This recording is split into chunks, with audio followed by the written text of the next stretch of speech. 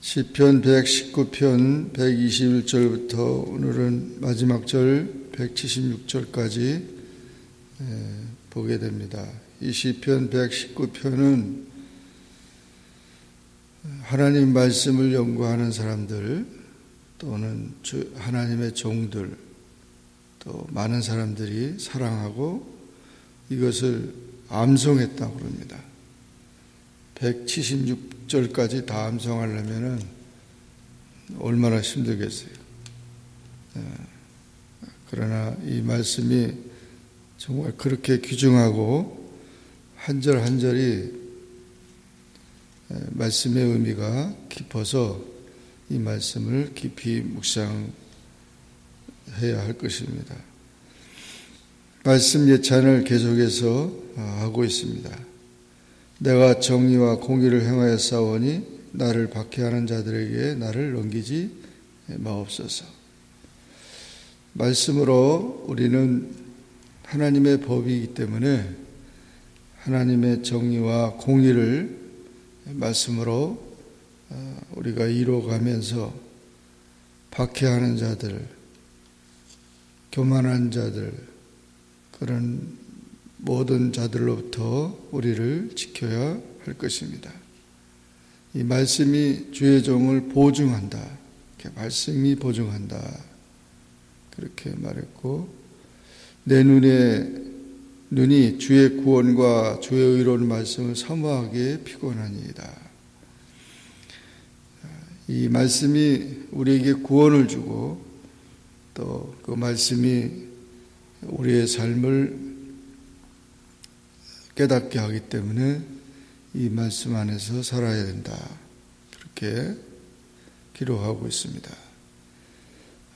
악인들은, 교만한 자들은 주의 법을 폐하여 싸우며 싸우니 지금 여호와께서 일하실 때니이다. 여호와께서 일하시는 것은 구원을 베푸시는 것을 말하죠.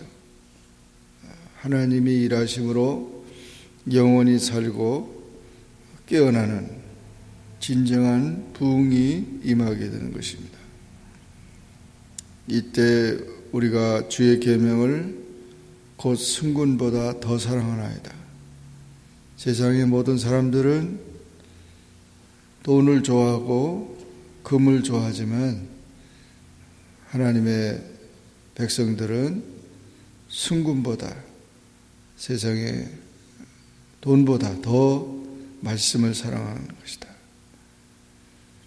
그래서 범사의 그 말씀을 통해서 거짓 행위를 미워하고 영혼을 지키며 또 주의 말씀을 열면 빛이 비추어 우둔한 사람을 깨닫게 하기 때문에 그 빛으로 지혜로운 자가 되고 내가 주의 계명을 사모함으로 내가 입을 열고 헐떡였다. 말씀을 우리가 사모하면서 그 말씀을 기뻐해야 한다는 것입니다.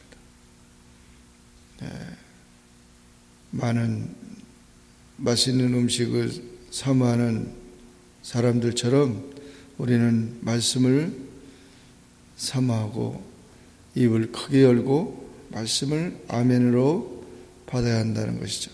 간절한 열망을 말하고 있습니다. 그래서 주의 이름을 사랑하는 자들에게 은혜를 주신다는 것입니다. 말씀을 통하여 하나님이 우리에게 은혜를 베풀어 주신 것입니다. 이 말씀으로 나의 발걸음을 굳게 세우고 어떤 죄악도 나를 주관하지 못하게 보호한다는 것입니다. 사람의 박해에서 나를 구원하시고 또 주의 종에게 주의 율례를 가르쳐 주심으로 우리가 주의 그 말씀대로 산다는 것입니다. 주의 법을 지키지 아니하는 자들로 인하여 내 눈물이 시냇물 같이 흐르나이다. 그 주의 법을 폐기하고 하나님의 말씀을 버리는 자들을 생각할 때 눈물을 흘린다는 것이죠. 시냇물같이 눈물을 흘린다. 정말 우리가 이와 같이 하나님의 귀한 말씀이 귀하게 여겨져야 되는데 그것이 버림을 당해서는 안 된다. 주는 의로우시고 주의 판단은 옳으니이다. 의롭고 지극히 성실하다. 그러므로 우리가 말씀을 사랑해야 합니다.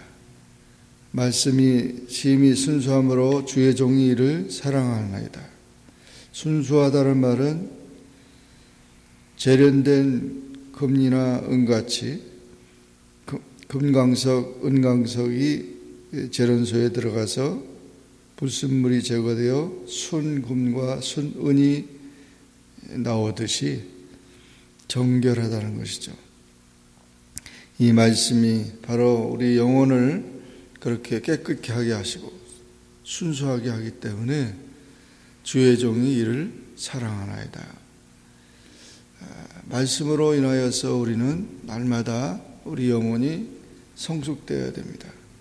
우리 믿음이 풍성해져야 되고 은혜가 넘쳐야 합니다.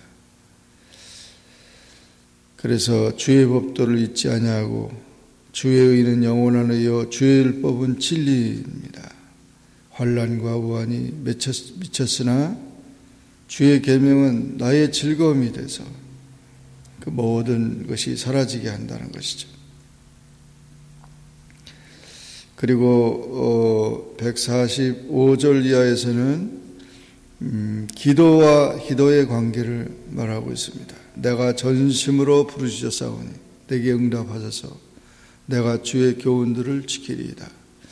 말씀과 기도는 하나님과의 교제의 중요한 요소입니다.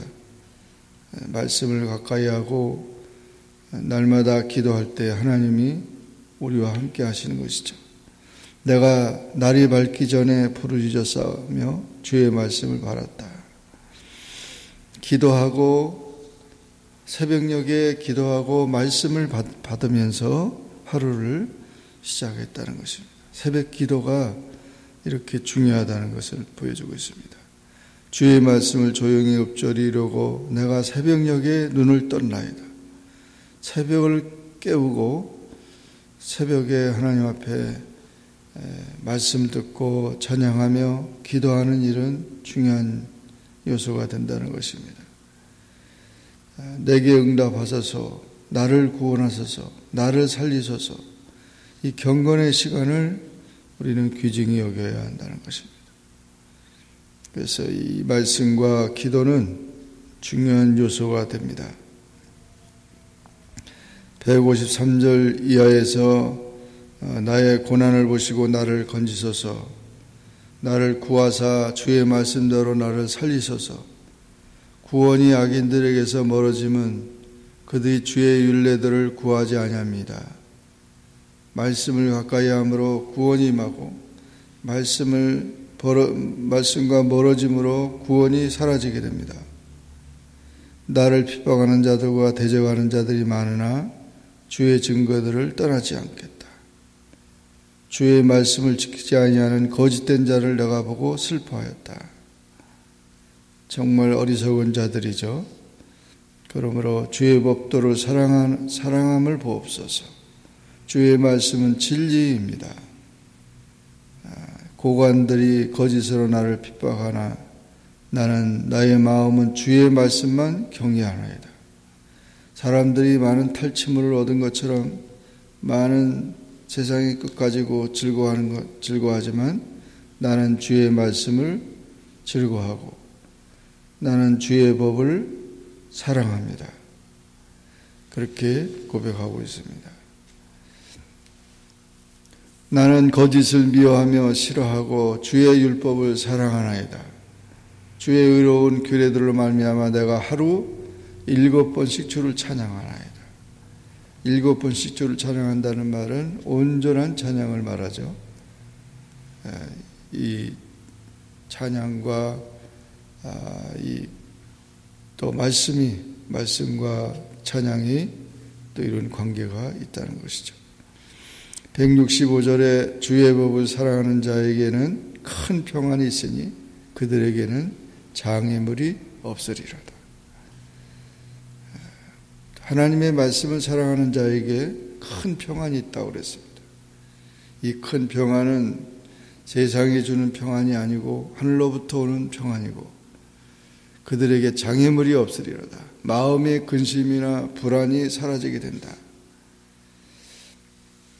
인간의 마음의 염려나 근심은 하나님을 신뢰하지 못한 데서 오는 것입니다. 요한복음 14장 1절 2절에 너희는 마음에 근심하지 말라. 하나님을 믿으니 또 나를 믿어라. 주님께서 말씀했습니다. 우리가 하나님을 믿고 나가면 근심이나 그런 염려는 다 사라지게 됩니다. 그러나 언제나 하늘로부터 오는 큰 평안, 또 주의 구원을 바라고 주의 계명들을 우리가 사랑해야 합니다. 여호와여 나의 부르짖음이 주의 앞에 이르게 하시고 주의 말씀대로 나를 깨닫게 하소서. 나의 간구가 주의 앞에 이르게 하시고 주의 말씀대로 나를 건지소서. 주의 일례를 내가 가르침으로 내 입술이 주를 찬양하리이다. 찬양하며 주의 말씀을 노래하며 주의 율법을 즐거워하며 주의 구원을 사모하는 그런 삶이 되어야 된다. 내 영혼을 살게 하소서. 그리하시면 주를 찬송하리이다. 이렇게 주의 계명들이 찬송과 즐거움과 그렇게 관계되어 있다는 사실을 고백하면서 말씀 예찬을 마치고 있습니다.